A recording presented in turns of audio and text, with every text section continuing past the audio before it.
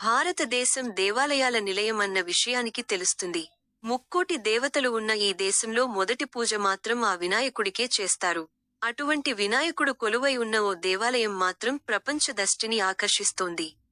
దేశ విదేశాల నుంచి ఇక్కడకు వేల సంఖ్యలో భక్తులు వస్తున్నారు.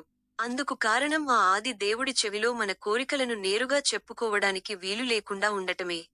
మరెక్కడా ఇలా వినాయకుడి చెవిలో కోరికలను చెప్పుకోవడానికి వీలులేదు. మరి అలాంటి దేవాలయానికి సంబంధించిన పూర్తి వివరాలు మీకోసం. విశిష్టమైన ఈ గణపతి దేవాలయం ఆంధ్రప్రదేశ్లోని తూర్పుగోదావరి జిల్లా బిక్కబోలు అనే గ్రామంలో ఉంది. అత్యంత శక్తిమంతుడిగా పేరొందించిన ఈ వినాయకుడు స్వయంభువుడు. భూమి నుంచి తనంత తానుగా జన్మించినవాడని అర్థం.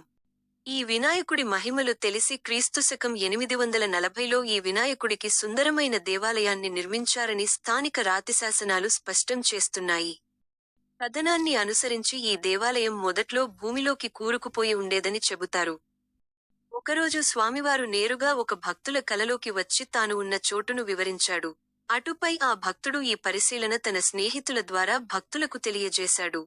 దీనితో గ్రామస్తులంతా కలిసి ఈ విగ్రహాన్ని వెలికితీసినట్లు చెబుతారు. భూమి నుంచి బయటికి వచ్చిన ఈ దేవాలయం రోజురోజుకు పరిమాణంలో పెరుగుతూ ఉండేది. ఇప్పటికీ ఈ పెరుగుదలను మనం గమనించవచ్చు. ఇంకా ఈ దేవాలయంలో వినాయక విగ్రహానికి ఉన్న తొండం కుడివైపునకు ఉంటుంది.